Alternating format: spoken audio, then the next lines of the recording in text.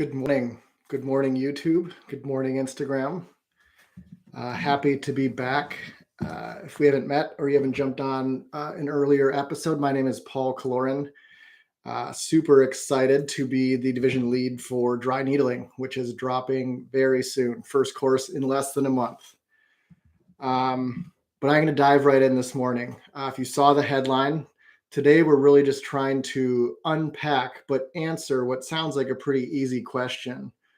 And it's one of the more common questions that comes up on dry needling courses. And that question is, do you or how do you use dry needling for acute injuries?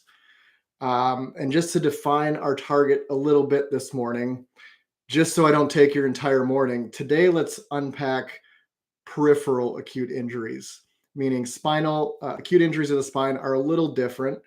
There are some similarities, but we do manage them a little different, both with our needles and without our needles. So today we're talking periphery. So you're thinking your ankle sprains, your hamstring, adductor, quad, hip flexor, calf strains. So our peripheral injuries, specifically our acute injuries. And when we say acute, the first thing we have to do is say, and we'll go more in depth with this in a second, but are we talking a true acute phase of healing injury, or are we talking the more commonly walking into our door subacute phase? There's a big difference on what we do with our needles. And again, there's a big difference on what we do in general with our needles or not. So we're going to dive into that a little bit more, because that'll the goals of our treatment will be very different from a true acute phase of healing injury to the subacute phase of healing. So really, when people ask me like, hey, Paul, do you use dry needling for acute injuries? I mean, the answer is yes in the back of my head, but I really can't frame an actual, yes, this is how I do it until I know three things. And really, I guess I'm talking colleague to colleague. I need to know these three things to answer a question effectively. But these are three things that we have to know in the back of our mind after an assessment. We have to have a pretty dialed in, a pretty specific awareness of these three things to effectively use our needles. Number one, we have to know the grade of the injury. Number two, we have to know the stage of healing of the injury. And number three, we have to know the tissues involved. And that might sound very obvious, but again, if you aren't tapped in, you have a pretty dialed in awareness, a pretty specific awareness of what grade of the injury it is, what stage of the injury it is, and what tissues are involved, then really our treatment can't be dialed in if we don't have those three things dialed in. And again, that sounds obvious, but what I'm saying is that ankle sprain walking through the door, is it a grade 1 or a grade 2?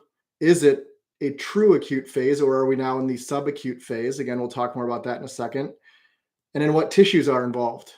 I mean, it's easy to watch them walk in and just playing the numbers, just seeing their behaviors, hearing the inversion mechanism. We can say, okay, lateral ankle's jacked up. Like we know it's down there somewhere. That's easy. What's a little more helpful is to say, this is looking like that more traditional ATFL, that anterior talofibular ligament sprain versus a CFL. Additionally, it seems like the peroneal tendon might be involved. So I'm not saying that every patient, every eval, we're that dialed in that we know every single structure that's involved. But I will say the more data we have on that, the better we can be to dial in the treatment that's needed. So we need to know the grade. Big difference between grade 1 and grade 2. I guess as far as people walking through our doors, we're not really using our needles for grade 3. We're not using our needles for an avulsion, a full tear of a muscle, an avulsion injury, a complete ligamentous tear. Maybe the lateral ankle is the one example, but we're really trying to decide, is this a grade 1 or a grade 2? The stage is important. And right now, the big headlining title of this episode is acute injury. And that's kind of how we talk in the clinic. I mean, is this an acute injury, like happened in the last 60 days, or is this a chronic condition, like it's been going on for more than 60 days? When I say acute right now, we really have to be specific and say the acute phase of an injury or the acute phase of healing versus the subacute phase. And again, just to take a deeper dive into this, the acute phase of a grade 1 or a grade 2 peripheral injury, again, a grade 1 or 2 ankle sprain or a grade 1 or 2 muscle strain, the acute phase is only 1 to 3 days long. There's not many of those that are walking through our doors, unless that's the population you treat. You're in a CrossFit box, you're dialed in with a team or something like that. Most patients coming into a general outpatient orthopedic clinic don't say, man, this happened yesterday, or this happened today. Like, man, this really hurts. It's, red puffy swelling. Like, this is an acute injury in the acute phase of healing. What is more common is that we see subacute. And again, in broad strokes of a general outpatient orthopedic clinic, these are probably the most acute injuries you will see. But we have to be honest, and we have to know our phases of healing and say, is this the acute phase or is this subacute? Because subacute is much more common and it spans a much larger time frame. We're talking 4 to 21 days post-injury, depending on the grade, depending on the tissue involved. So just playing the numbers, I'll just tell you, a lot of us are treating subacute phase injuries. And again, I'm not saying acute versus chronic. That's not the conversation. I'm saying there's an acute inflammatory phase of healing. Then there's a subacute phase. And why I'm so being so specific with this, and again, why it's so important to know the grade, the stage, and the tissues involved, because that directly translates into what is our treatment goal. We're going to talk about needles in a second, but just in general, what is our treatment goal? To make that point, and to be more specific, I'll say, if you do have that athlete, that friend, that family member that comes to you with a true acute phase ankle sprain, I mean, at this point in my career, I'm confident enough or I'm cruel enough to just tell them, it's like, yeah, I mean, this looks like a grade 2 lateral ankle sprain, ATFL, however specific you want to get, but this looks like a grade 2 injury. Here's what's normal right now. It's pain, it's limping, it's redness, it's swelling. So, I mean, there's a few things I can give you, but honestly, right now, like today, tomorrow, the goal is not to decrease swelling, decrease pain. That's not what our patients, family members want to hear, but the purpose of an acute response, an acute inflammatory response from our body is very necessary. It's the first phase of tissue healing, but the swelling response and the pain response is, the pain is one, so we don't injure ourselves further. If we had a magic wand in our brain that said, no more pain down in your ankle, and you go back to running around, you probably would injure that tissue further or injure more tissues. So this is one of those very healthy, very normal, painful responses. You sprained your ankle, you're supposed to limp. It's supposed to be painful. Part of your body is telling you, at least for now, stay off your foot. All of this is going to change in a day or two when that patient comes back. But right now we're saying, yeah, I know it's painful.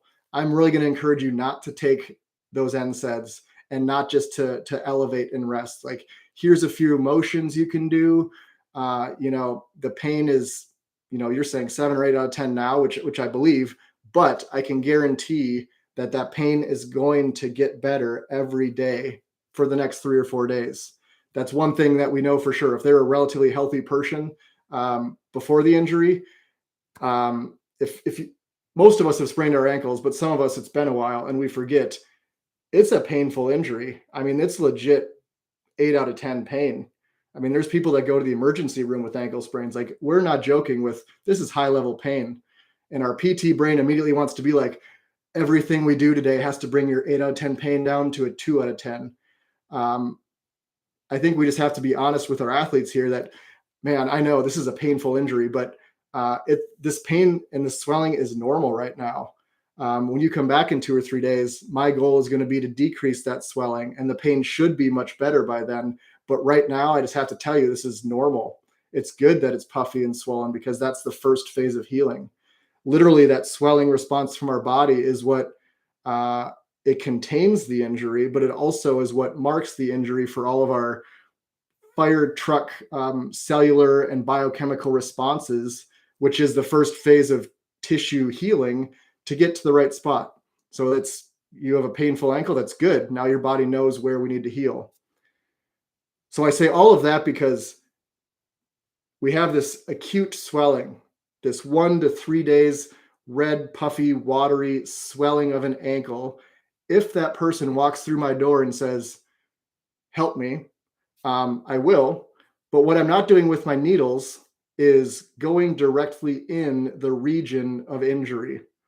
Again, this is going to be very different than 2 days later when it's subacute phase. But right now, I'll tell them, it's like, here's a few exercises. Like, I actually want you to put weight through it as tolerated. But right now, this is all normal. Let's just keep it moving. Take the focus to some degree away from that lateral ankle and say, let's just keep that leg moving. Can you get on a bike? Is that tolerable? That's a pseudo load. It's a more global, multi-regional system, just general exercise that's great for blood flow and all of that. So that's really what we're doing in the first phase. And again, my personal endorsement, and there's research behind this, I know you really want to grab that ice pack. I know you want to take NSAIDs, anything you can do just to make the pain stop. Don't. If you can tolerate it, don't. Again, the pain will get better every single day throughout this acute phase. So tomorrow, the day after that, the pain will be an 8, then a 5 or 6, then a 3 or 4. That will happen, I promise you. Because the subacute phase is where we get a little more technical, both with our needles, but also with everything else we do in the clinic. So now they come back, Paul, you were a little cruel last time. I came in with a really painful injury. I thought you were going to help me, and you told me it was normal and you didn't do much for me. Well, now it's 2 days later, and I'm like, it's go time. Now we are categorically in the acute phase of tissue healing. Now all of that swelling and pain I talked about being very normal 2 days ago. Well, now, we actually are trying to clear some of that fluid, and now the pain should be coming down. So a few things that we can do today are to tackle those goals. Because again, just to know our phases of tissue healing, tissue repair, that acute red, puffy, watery swelling, we've all seen this in the clinic, starts to settle. Now we're getting that plasmoid, more Play-Doh material edema. So that is fluid settling, that's stagnation. And some of that more Play-Doh texture is actual biochemical waste. We have cellular and biochemical waste. All of those fire trucks came in there, and to some degree, our macrophages and everything are trying to clear it out. Our lymphatics, our venous return is trying to clear it out. But that subacute edema, that junky edema, now we do want to clear that out.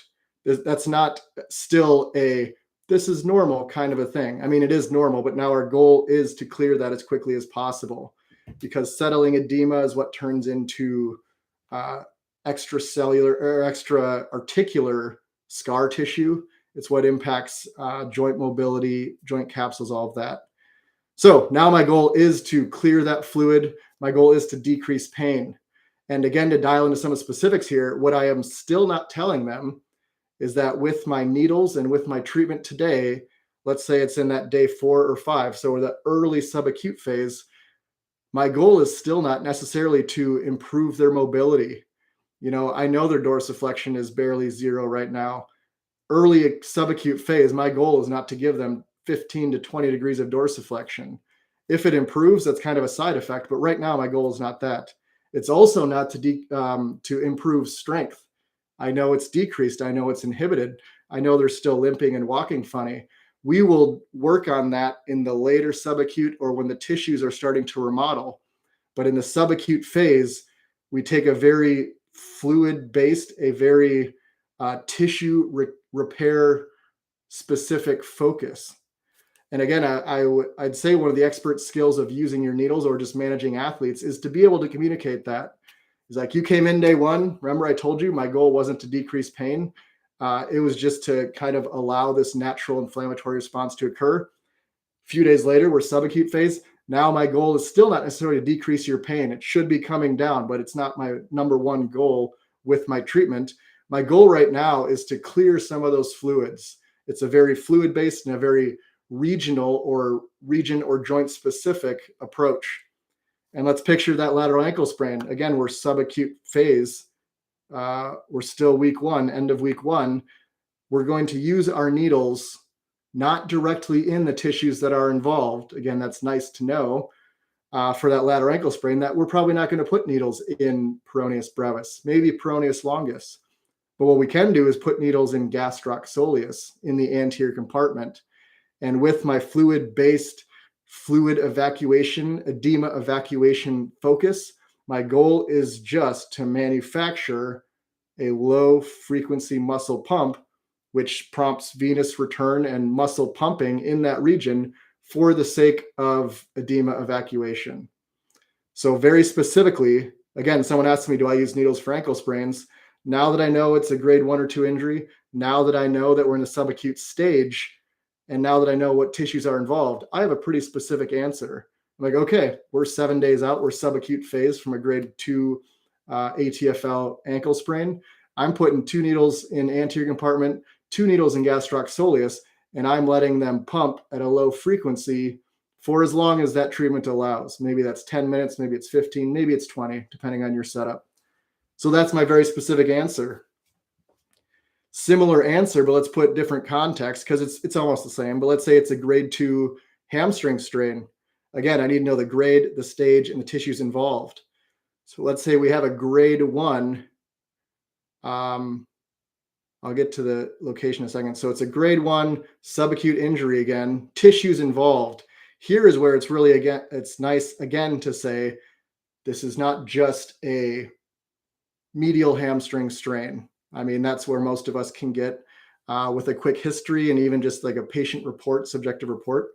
It's really nice to say this is a grade 1 subacute proximal myotendinous junction injury to the conjoint tendon of semitendinosus and long head of biceps femoris.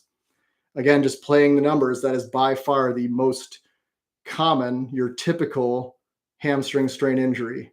You can strain proximal and distal myotendinous junction.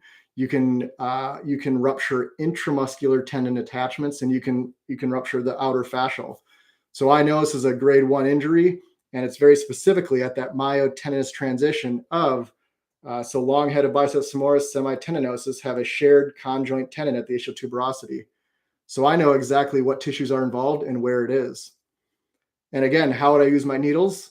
Even in the subacute phase, I'm not going to put my needles in long head of biceps femoris or semitendinosus. But if I can generate a regional muscle pump using adductor magnus, maybe even semitendinosus, vastus lateralis, maybe glute max, my goal for that grade 2 subacute phase proximal hamstring injury is to generate a muscle pump in the region, low frequency, long duration in the region. And same thing, we could go through calf strain, adductor strain, quad strain. In the subacute phase, we're trying to generate a muscle pump for the sake of blood flow, but really lymphatic clearance, edema evacuation, kind of biochemical clearance through a very mechanical muscle pumping in the tissues that are not directly involved. So that's the answer. And it's awesome to know. This takes a very like zoomed in regional target of focus. It's nice to know that our needles have very systemic response. They prompt autonomic vasomotor responses as well. So we're talking about very specific like pumping in a region around tissues that are injured. But it's really cool to know there's massive vasodilatory responses from the autonomic nervous system when I put a needle in that muscle. And it's nice to know that we have cortical responses from that needle in a muscle. So that's the answer in the subacute phase. What you need to know, what is the grade of the injury? What is the stage of the injury, stage of healing? Very different treatment focus, treatment intent from an acute phase of healing to the subacute phase of healing. And that directly translates into how we use our needles. And again, to be honest, that directly translates into our treatment goals in general, what else we do with that patient in the clinic.